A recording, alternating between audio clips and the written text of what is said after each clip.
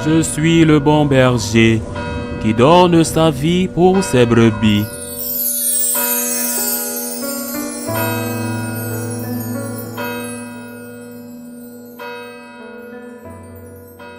En ce temps-là, Jésus disait à ses disciples, « Un bon arbre ne donne pas de fruits pourris.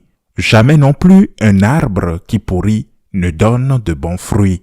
Chaque arbre, en effet, se reconnaît à son fruit. On ne cueille pas de figues sur des épines. On ne vendange pas non plus du raisin sur des ronces.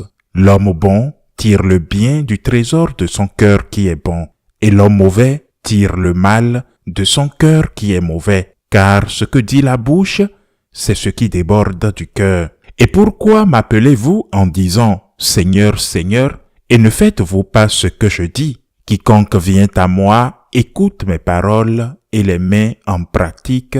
Je vais vous montrer à qui il ressemble.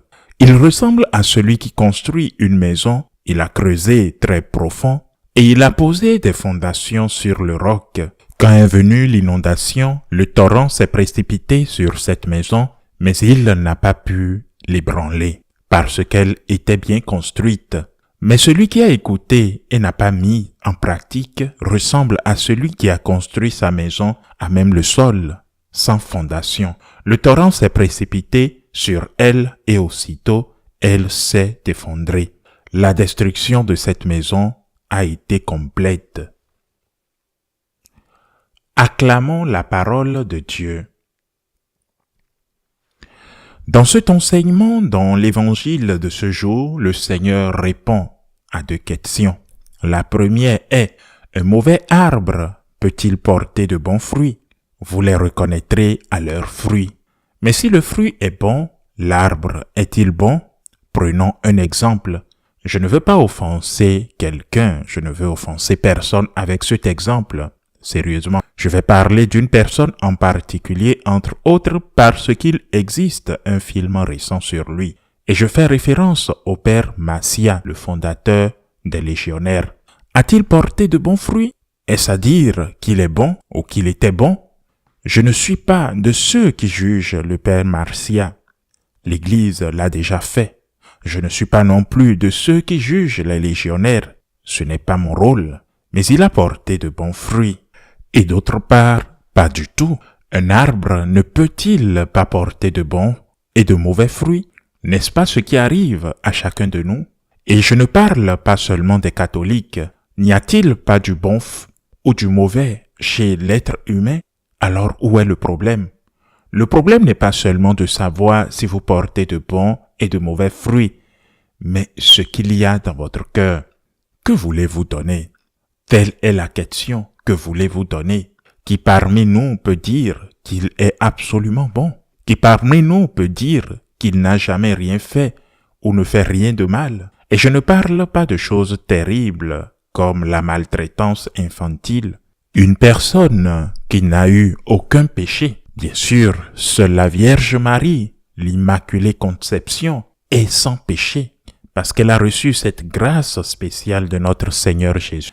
Mais le fait que nous ayons péché délégitime ce que nous faisons de bien.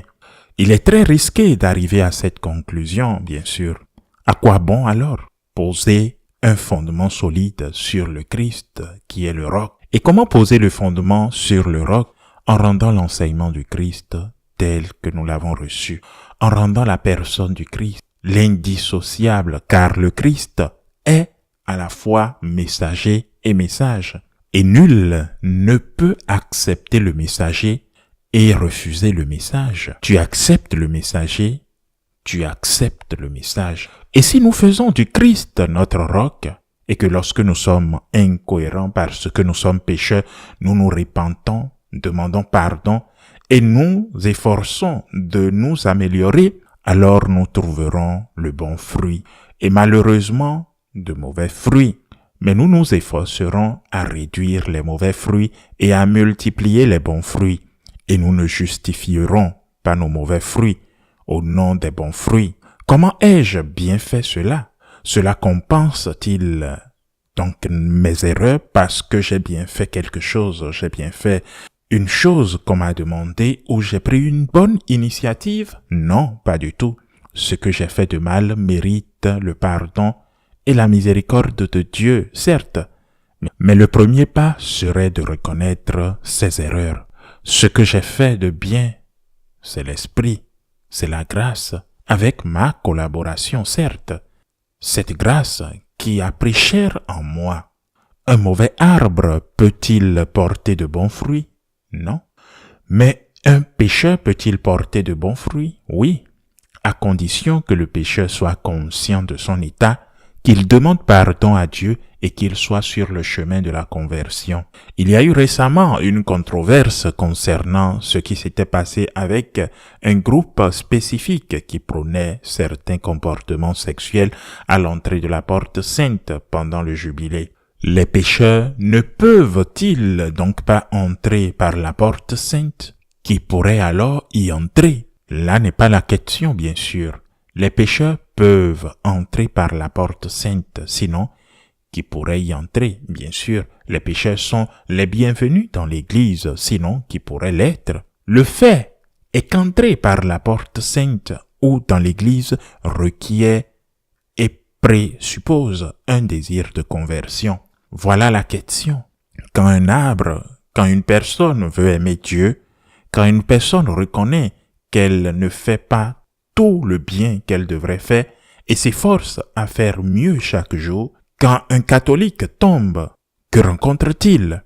Une main tendue, celle du Dieu miséricorde, l'invitant à se relever.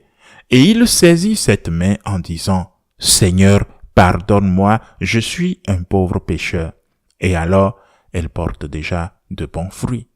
Portons ces bons fruits, même s'ils ne sont pas tout ce que nous devrions porter.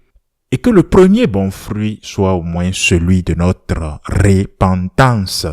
Saint Augustin disait, si tu ne peux éviter le péché, au moins déteste le péché que tu commets. Autrement dit, si tu es pécheur, au moins déteste le péché et demande pardon à Dieu. Ainsi soit-il.